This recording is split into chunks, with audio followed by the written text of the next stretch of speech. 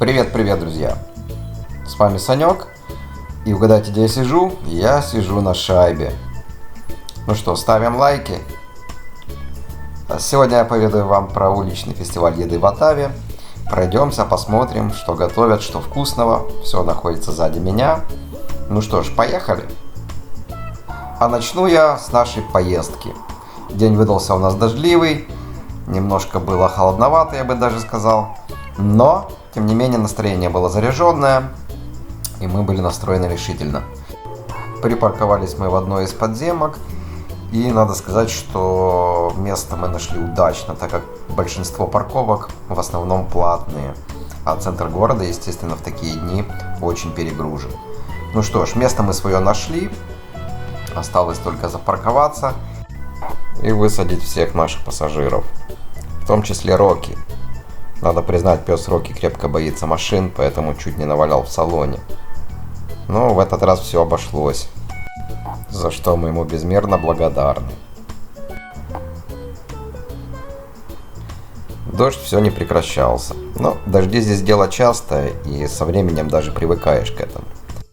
Жаркое лето и холодная зима – это обыденные вещи для этой местности. Температура здесь может колебаться до 20 градусов в течение нескольких часов. Дождь постепенно пошел на убыль, и мы не спеша направились к месту проведения самой ярмарки. Определить место проведения ярмарки несложно. Все, что нужно делать, это просто идти на запах. Что, впрочем, мне в принципе и удалось.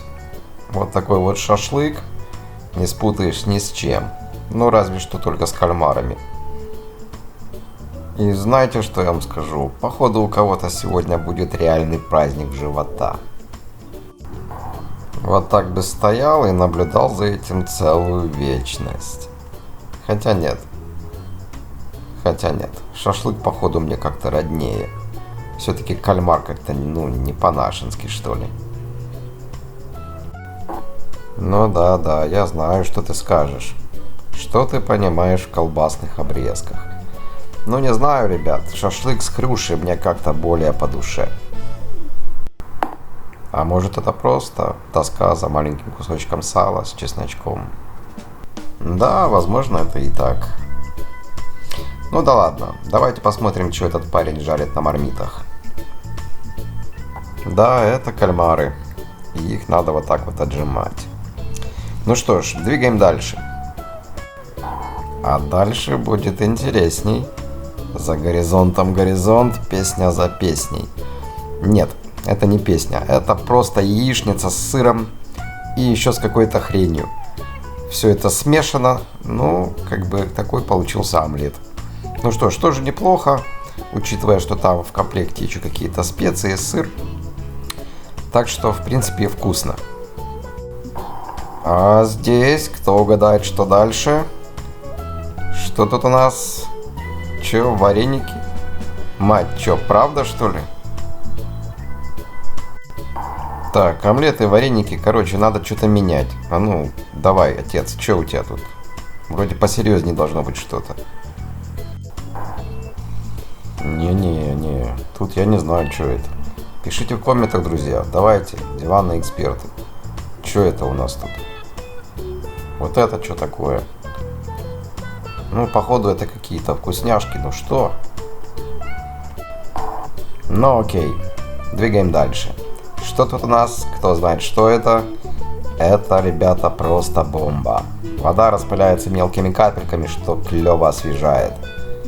Несмотря даже на то, что прошел дождь. Как правило, здесь очень парит. Назовем это такой особенностью, маленькой изюминкой. Так что такая штука очень спасает. А тем временем дождь у нас почти прошел, и народу становится все больше. Даже вот выглянуло солнышко, и ощущение праздника все нарастает. Ну а мы двигаемся дальше. Вот к этим белым палаточкам. Что тут у нас? А у нас тут парни, у которых самые крепкие орешки. Причем орешков у них много. И это вам совсем не фундук знойным летом. Это по-взрослому крепкий орешек с трубочкой и живительной влагой.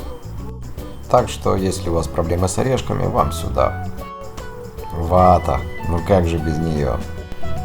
Как вам такой промоушен?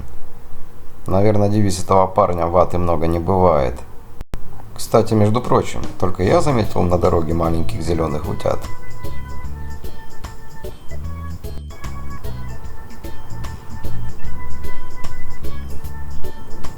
А ребятки из этой палатки творят просто чудеса. Выглядит, конечно, не очень, но криспи вафелька с наполнителем, причем не только сладким, это просто кулинарный оргазм. Немаловажным будет подметить, друзья, что все эти вкусняшки доступны целый год, просто в разных уголках города. И только сегодня представители всех этих заведений собрались в одном месте порадовать нас. А здесь готовят прикольные картофельные чипсы. Да, вот такая вот гармошка. Куда же без нее?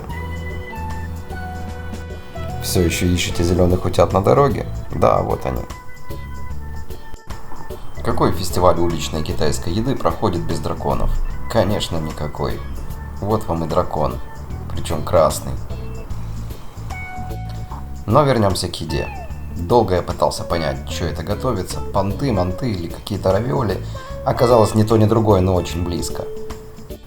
По сути, это такие пельмени, если их так можно назвать. Готовятся они не на пару и не на кипящей воде, а вот в таком вот диске с небольшим добавлением воды. Ну и наполнители здесь могут быть разные, начиная от всяких там шпинатов и заканчивая обычной хрюшатиной. А вот в этой кастрюльке, что за фигня, скажете вы? Да, это вот такие вот беляши. Беляши тоже с наполнителями разными. Жарятся они уже на масле, ну и они так больше томятся, скажем. Тесто очень нежное, причем такое, я бы сказал, как сметана. Даже понятия не имею, как они это готовят, но вот такие вот получаются мясные вкусняшки. Да бог с ними, с этими пельменями. Вот тебе устрицы с гриля, как тебе такое? Да, эти ребята по-взрослому готовят устрицы. Они наполняют их разными овощами и соусами и запекают на гриле.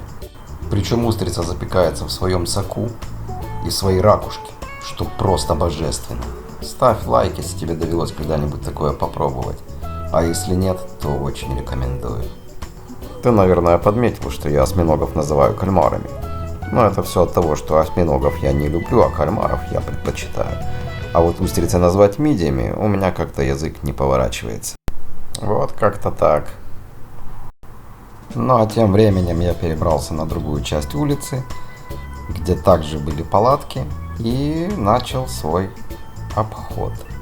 И первое, что мне бросилось в глаза, это какой-то просто взрыв на птицеферме. Какие-то ячейки в них, то ли кальмары, то ли осьминожки, залитые непонятно чем. В общем, в целом это напоминало какую-то пиццу или пирог. Предположительно вкусный, но я так и не решился его попробовать. Ну, у этих ребят все просто. Роллы, шаварма, соусы. Ну, в общем, все как по стандартам уличной еды. Только вот единственное, что я долго простояв там, так и не нашел ни одного намека на ролл, либо на какие-то приготовления. Очевидно, очень долго они собирались. Я решился пройтись дальше, и мое внимание привлек парень, который готовил обычную жареную картошку. И что? И яйцо? Вы что, серьезно? И я вам реально скажу, этот парень стал моим героем. Ведь нигде в Оттаве вы не найдете просто жареной картошки. Везде это фришка, пережаренная, пересмаленная. А этот парень просто банально готовит яичко и картошку. Чем херово? Еще бы огурчик, тебе бы цены не было, дорогой. И как ты думаешь, сколько это удовольствие стоит? Ну? Да, не угадал. 15 баксов. Пора уже немножко к десертам перейти, скажете вы. Да, вот и десерты. Всевозможные сладенькие маффины и донаты, покрытые всякими глазурьками разноцветными, шоколадными крошками, орешками и сиропами. В общем, одним словом, вкусняшки. Вот так они ожидают своих сладкоежек. А вот на этом столе их непосредственно украшают. Придобряют всякими сахарками, пудрами, орешками, ну и подобными сладостями. Да, это тебе не деревянные пряники в детском саду с разбавленным чаем. Хотя, соглашусь с тобой, и в пряниках было что-то такое божественное. Ладно, хватит ностальгии, двигаем дальше. А дальше мусор. Не мусор. Шучу, конечно. А дальше у нас новые лакомства. И угадайте что? Да. Дальше у нас копченый тофу. И ты знаешь, все бы ничего, но вот подойти к этому тофу я просто не мог. Вот просто, меня вот просто шторило.